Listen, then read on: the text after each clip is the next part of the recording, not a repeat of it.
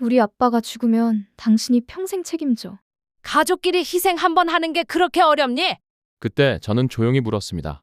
처남을 두고 왜 저에게만 이런 말씀을 하시는 거예요? 하지만 그 질문에 아무도 대답하지 않았습니다. 이야기 시작 전 구독과 좋아요 부탁드립니다. 저는 결혼한 지 5년이 지난 한 가정의 남편이자 아빠입니다. 아내와 저는 맞벌이를 하며 어린 딸 하나를 키우며 평범하게 살아왔습니다. 저는 처가댁 분들과의 관계는 그리 좋지 않습니다. 장인어른께서는 매일 하루 한 병은 꼭 반주로 드실 만큼 술을 굉장히 좋아하시는 분이셨습니다. 첫 인사를 드리던 날 장인어른께서는 제게 술 한 병을 꺼내시며 말씀하셨습니다. 사위가 되려면 술 한 잔쯤은 같이 해야지. 저는 정중하게 웃으며 대답했습니다. 죄송합니다, 아버님. 제가 체질상 술을 전혀 못 마셔서요. 그 말을 들은 장인어른의 표정이 굳어졌습니다. 그리고는 잔에 술을 따르며 이렇게 말씀하셨습니다. 남자가 술도 못하면 세상 사람들도 그렇고 나와 어찌 어울려 지낼 수 있겠나? 그날 저는 억지로 한 모금 삼켰다가 바로 술기운이 심하게 올라와 장인어른의 잔을 정중히 거절했습니다. 장모님께서는 못마땅한 표정을 지으셨고 장인어른께서는 그 후로 단 한마디도 하지 않으셨습니다. 그 일이 있고 나서부터 장인어른께서는 저를 그다지 탐탁지 않게 여기셨습니다. 장인어른과의 관계는 늘 어색했고 장모님께 장인어른께 잘하지 못하는 사위로 전락했습니다. 그래도 저는 시간이 지나면 서로를 이해하게 될 거라 믿었습니다. 그런데 어느 날 장인어른께서 쓰러지셨다는 전화를 받았습니다. 예전부터 술 때문에 간이 안 좋으시다는 이야기는 장모님께 여러 번 들었지만 그땐 늘 있는 일처럼 들렸습니다. 하지만 이번엔 달랐습니다. 병원에 도착했을 때 장인어른께서는 이미 중환자실에 계셨습니다. 얼굴이 잿빛으로 변해 계셨고 숨소리마저 힘겨워 보이셨습니다. 장모님은 병실 한쪽에 앉아 눈물을 훔치고 계셨고 의사 선생님은 차트를 내려다보며 차분히 말했습니다. 간이 거의 제 기능을 못하고 있습니다. 이식 외에는 방법이 없습니다. 그 말이 들리자 아내는 고개를 숙인 채 울었고 장모님은 아무 말도 하지 않은 채 손만 꼭 쥐고 계셨습니다. 그날 밤 장모님께서 저와 아내에게 조심스럽게 말을 꺼내셨습니다. 간 이식은 기본적으로 혈액형이 같아야 하는데 우리 식구 중엔 내 아들하고 김서방 둘만 혈액형이 같잖니. 처남은 장인어른과 같은 B형, 그리고 저 역시 B형이었습니다. 그리고 아내는 제게 말했습니다. 여보, 민성이는 요즘 아내랑 임신 준비 중이라 몸을 함부로 쓸 수가 없대. 그래도 오빠가 혈액형이 같아서 다행이다. 저는 그 말을 들었을 때 바로 이런 생각이 떠올랐습니다. 뭐가 다행이라는 거지? 설마 내가? 그 이야기가 너무 쉽게 결정되어버린 듯한 느낌이었습니다. 그때까지만 해도 저는 그래도 의논은 충분히 하시겠지 그 정도로만 생각했습니다. 며칠 뒤 갑자기 장모님께서 반찬을 한가득 싸들고 저희 집으로 오셨습니다. 결혼하고 난 뒤로는 한 번도 집에 찾아오신 적이 없던 분이셨기에 저는 놀랐습니다. 장모님께서 말씀하셨습니다. 그동안 정신이 없어서 못 찾아왔네. 그 말씀에 저는 반갑게 맞이했지만 어딘가 평소와는 다른 분위기가 느껴졌습니다.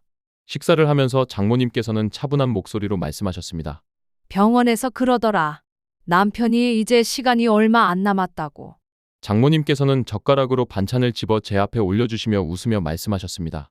김서방 덕분에 우리 남편이 살 수 있겠네. 혈액형이 같아서 다행이야. 그 말씀은 마치 이미 정해진 일처럼 들렸습니다. 그리고는 반찬을 제 앞에 더 밀어놓으며 덧붙이셨습니다. 김서방, 이거 다간에 좋은 음식이래. 몸 좀 챙겨놔야지. 수술하려면 체력이 있어야 한다더라. 순간 젓가락을 들고 있던 손이 멈췄습니다. 식탁 위 공기가 묘하게 무거워졌습니다. 아내도 공감하는 듯 고개를 끄덕였고 장모님은 계속 웃고 계셨습니다. 그날 밤 저는 잠이 쉽게 오지 않았고 며칠 동안 고민이 계속됐습니다. 그래서 저는 일단 검사만 받아보자라는 마음으로 병원에 갔습니다. 의사 선생님은 조심스럽게 말을 꺼냈습니다. 환자분과 혈액형이 같으시군요. 하지만 기본적으로 간 이식은 직계 가족이 우선입니다. 혈액형이 같더라도 혈연 관계가 아니잖아요. 적합성 검사에서 통과하더라도 수술 후 환자와 본인에게도 위험이 클 수도 있습니다. 후유증이 심하게 올 수도 있고 드물게는 생명에 영향을 미칠 수도 있습니다. 그 말을 듣는 순간 머리가 하얘졌습니다.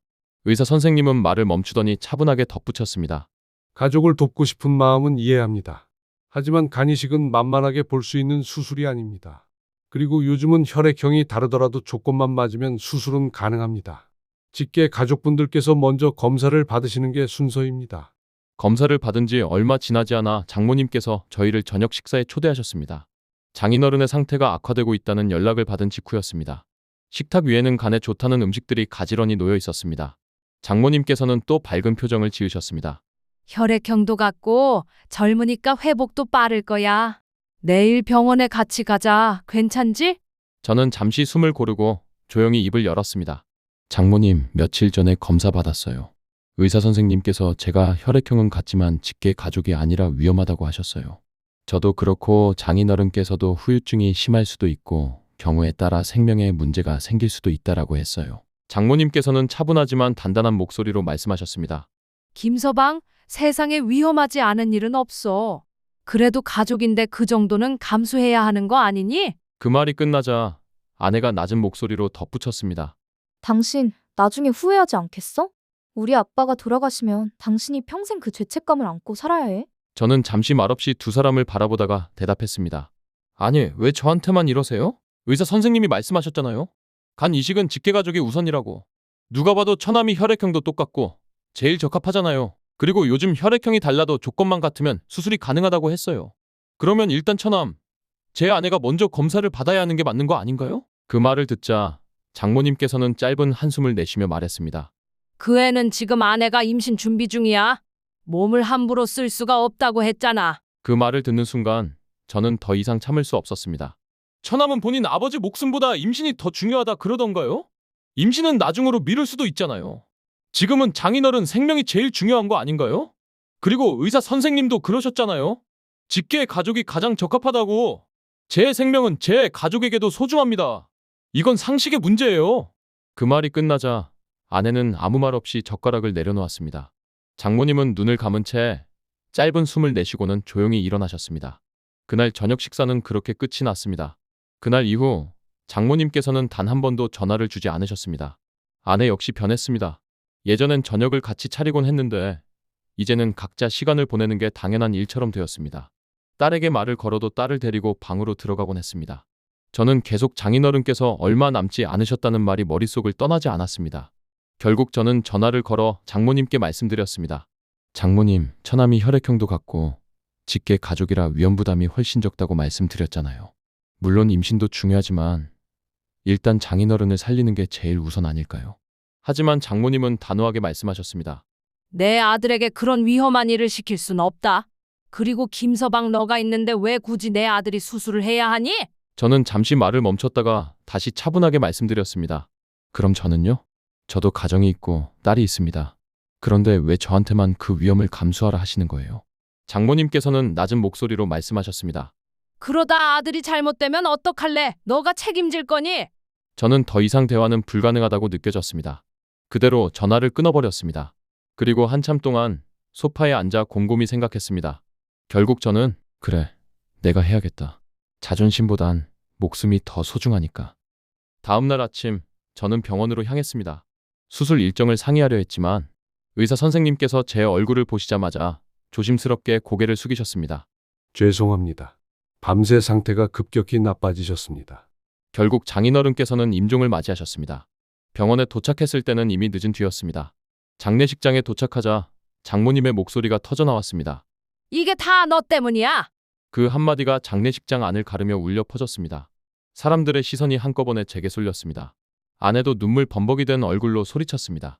당신이 그때 마음을 조금만 바꿨으면 우리 아빠 이렇게 안 됐어. 처남 역시 울음을 참으며 말을 덧붙였습니다. 당신은 의사 말만 믿고 사람을 죽인 거야. 가족이면 목숨 걸어서라도 살렸어야지. 그 순간 참았던 말이 저도 모르게 터져나왔습니다. 이건 나 때문이 아니야. 모두가 놀란 눈으로 저를 바라봤습니다.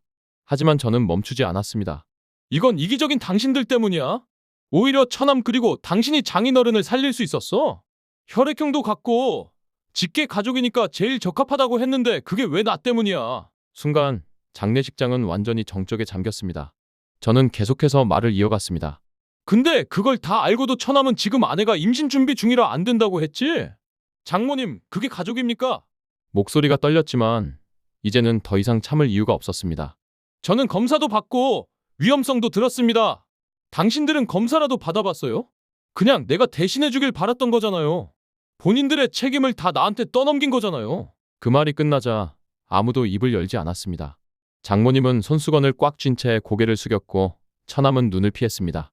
아내는 눈물만 흘리며 아무 말도 하지 못했습니다. 저는 깊게 숨을 들이쉬고 영정사진 앞에서 고개를 숙였습니다. 장인어른 정말 죄송합니다. 하지만 저는 제 가족을 지키고 싶었습니다. 그 말을 끝으로 저는 아무 말 없이 장례식장을 나왔습니다. 그날 이후 저는 아내와 이혼을 했습니다. 더 이상 서로를 이해할 수 없다는 걸 서로가 이미 알고 있었습니다. 딸은 제가 데려왔습니다.